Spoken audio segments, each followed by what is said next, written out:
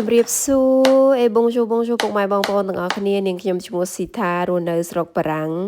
ហើយថ្ងៃនេះចង់មកបញ្ជាក់ណាបងប្អូនមិនមែនបង្ហាញវីដេអូធ្វើម្ហូបនឹង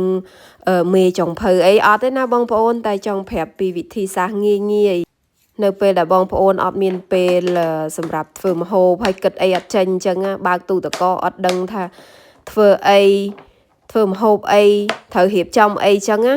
ហើយសម្រាប់ម្ហូបមួយមុខនេះគឺអត់មានឈ្មោះទេបងប្អូនដូចខ្ញុំប្រាប់ពីដើមអញ្ចឹងគឺថាយើងមានបន្លែអីនៅសល់ក្នុងទូទឹកកកគឺយកមកចិតលាយគ្នាចូលគ្នាហ្មង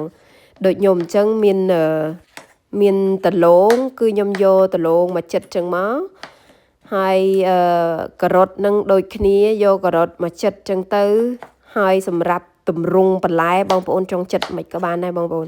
ចង់ដាក់ទាំងមូលក៏បានដែរគឺអត់មានច្បាប់ហាមឃាត់ទេបងប្អូនហើយនៅពេលដែលបងប្អូនចិតវាអញ្ចឹងហើយដាក់ចូលគ្នាហើយអញ្ចឹងសម្រាប់រសជាតិដូចគ្នាគឺរសជាតិបងប្អូនចង់បានចង់ប្រៃចង់ផ្អែមចង់បែបម៉េចគឺទៅតាមចំណង់ចំណូលចិត្តរបស់បងប្អូនលាយគ្រឿងតាមនឹងទៅហើយកុំភ្លេចយកទៅលាងឲ្យស្អាតផងខ្ញុំលាងសម្រស់វា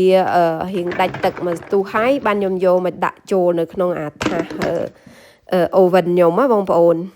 ហើយបន្ទាប់ពីដាក់ចូលថាសអូវិននឹងហើយគឺចាប់ដើមលាយគ្រឿងមានអំបិលមានម្រេចមានទឹកស៊ីអ៊ីវបន្តិចទៅមានម្សៅខ្នុរនោះបន្តិចទៅចេះតែយើងលាយចូលគ្នាសម្រាប់នេះខ្ញុំលាយដាក់ខ្លាញ់ពីសព្រាផងបងប្អូនដើម្បីកុំឲ្យវាស្ងួតចឹងណាហើយរសជាតិគឺខ្ញុំយករៀងប្រៃផ្អែមបន្ទាប់មកគឺខ្ញុំមានអាសាច់ឆ្អឹងជំនីជ្រូកបងប្អូនហើយឆ្អឹងជំនីជ្រូកហ្នឹងគឺវាមានជាតិហើយគេចម្អិនហើយម្សៅប៉ុន្តែនេះយើងត្រូវយកមកចម្អិនម្សៅទៀតចឹងណាហើយលាយបន្លែដើម្បីយើងហូបអាសាច់ហ្នឹងជាមួយបន្លែហ្នឹងចឹងទៅបងប្អូនបន្ទាប់ពីយើងរៀបចំដាក់ស្អាតបាតហើយយើងថែមគ្រឿងបន្តិចទៀតចុងក្រោយចឹងទៅបន្ទាប់មកមានអីបងប្អូនដាក់អាលុយញោមចូលមកបិទឲ្យរៀងកុំឲ្យជិតពេកជិតមកល្មមចឹងទៅហើយដាក់ចូលក្នុងអូវិនយើងចឹងទៅគ្មានអីបាក់ទេតែប៉ុណ្្នឹងរួចរាល់ហើយបងប្អូន45នាទី